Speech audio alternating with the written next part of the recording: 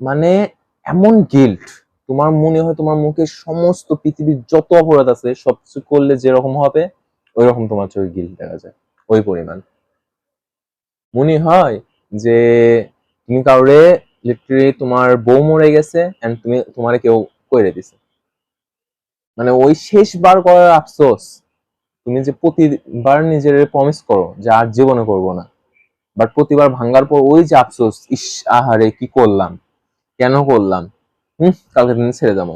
আর এই কথা করতে হতে ওই দিনই তুমি আরো 3 থেকে 4 বার, 5 বার, 7 বার পর্যন্ত করো, রাইট?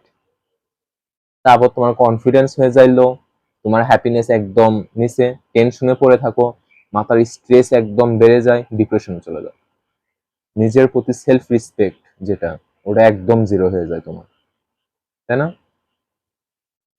ইয়া, তুমি যে হ্যাবিটটা বলো, মেবি এটা মাস্টারবেশন করে, মেবি না, মাস্টারবেশনই করে, কারণ আমরা পাপির দল, আমরা জানি এটা রিভিউ।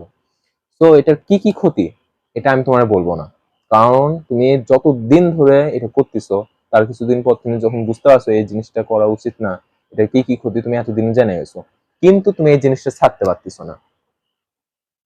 তো আজকে আমি তোমার কি কি ক্ষতি এই বিষয়ে কিছু বলবো না, আমি জাস্ট বলবো সবচেয়ে ইজি এন্ড ইফেক্টিভ ওয়ে এটা ছাড়ার। আমি শিওর এটা দেখার পর তোমার আর কিছু দেখা লাগবে না।